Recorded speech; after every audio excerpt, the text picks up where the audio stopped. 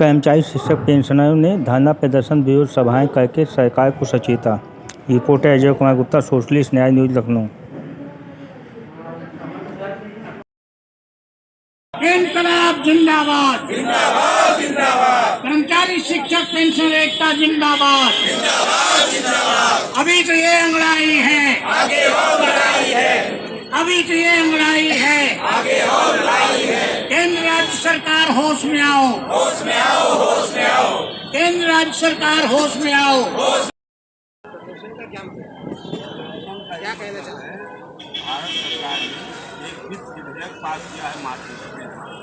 आप सब लोग देखे होंगे, तमाम उसमें बातें दी गई हैं। उसमें हम शुरू के बारे में भी खास बात कही गई है कि उस वित्त विधेयक के आने के बाद जो एग्जिस्टिंग पेंशनिंग रूल है उसको परिवर्तन करके एक तिथि विशेष के आधार पर पहले और बाद में डिफरेंस पैदा कर सकते हैं। दूसरे शब्दों में, सरल भाषा में, 1/1/26 से अगर 8वें वेतन आयोग की रिपोर्ट लागू होगी, 1/1/26 से पेंशनर को वह बेनिफिट जो पूर्व पेंशनर है 1/1/26 के पहले रिटायर है उनको वह बेनिफिट नहीं मिलेगा, जो कि 1/1/26 के बाद वाला। और सरल भाषा में ये कहिए, जो फिटमेंट फार्मूला अभी तक कर्मचारी और पेंशनर के बराबर लगता रहा है, वह फिटमेंट फार्मूला पेंशन के लिए अब नहीं रहेगा। वही होगा जो अगर हम 2010 में रिटायर हुए तो 2010 की जो पेंशन होगी उसी पेंशन पर DA/DR देने की बात करेंगे और वो पुनिश्चित नहीं की जाएगी।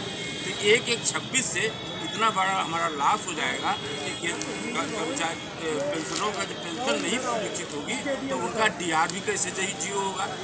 वहाँ कर्मचारियों को अगर 2% निकलेगा, जैसे 2% DR अभी दिए जारी हुआ है, हमारा 2% अगर 1/1/26 अच्छा बेस ना होता तो हमारा 2% ना होता। ऐसे ही बेस ही बिगड़ जाए, जो जिस बेस के आधार पर DA/DR मिलता है उसका बेस ही विखंडित हो जाए तो हमारा फिर DA नहीं मिलेगा।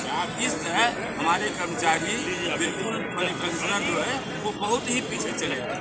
और उस माननीय सुप्रीम कोर्ट का फैसला, पहले की जो निर्णय है 72 की जो नियमावली है, वो नियमावली सब विकसित हो जाएगी इस विधेयक के। इस नाते हम लोग उसका आगे क्या मांगे सरकार? आगे पूरे देश के लेवल पर विरोध हो रहा है।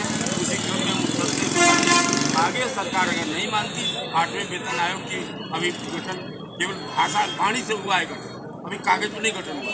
कागज पर गठन हो जाए, उसमें टर्म्स एंड रेफरेंस में हमारे पेंशन इशू वहाँ रखते हैं कि नहीं रखते हैं, उस आधार पर आगे के निर्णय हम लोग लें। ठीक है, नाराबाजी लगवा दो। ये लिए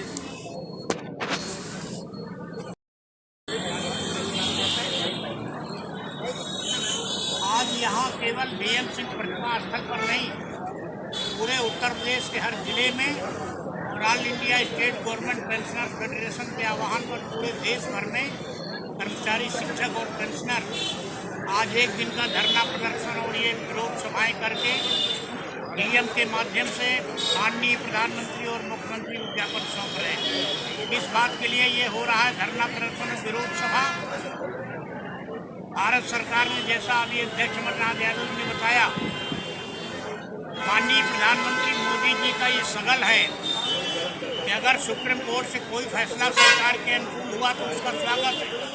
अब अगर सरकार को सूट नहीं करता है तो बहुमत के आधार पर लोकसभा से उसको निरस्त करके बदलाव कर देना।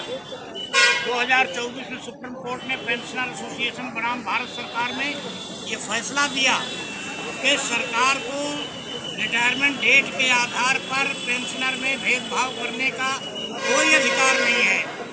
उसको इन्होंने अभी वित्त विधेयक 2025 के माध्यम से सिविल पेंशन नियमावली 1972 में संशोधन करके अपने हाथ में ये अधिकार ले लिया कि सरकार पेंशनों में रिटायरमेंट के डेट के आधार पर भेद कर सकती है। सीधा सा मतलब हुआ कि अगर 8वें वेतन आयोग ने एक लाइन का केवल लिख दिया अपनी रिपोर्ट में कि ये 1 जनवरी 2026 और आनवर्ड लोग इसके परिधि में आएंगे, तो दिसंबर 25 तक के देश के करोड़ों पेंशनर उसकी परिधि से बाहर होते हैं। जहाँ एक तरफ सालों से NPS के स्थान पर पुरानी पेंशन योजना की मांग हो रही है, कई बड़े बड़े देशव्यापी प्रदर्शन हुए, उस पर गौर नहीं किया सरकार ने। बदले में एक यूपीएस ले आई, तो वो तो ठंडे बस्ते में ओपीएस बहाली की मांग पड़ी हुई थी। ऊपर से जो पुराने पेंशनर्स हैं उनके भविष्य के सामने आज ये खतरा पैदा हो गया।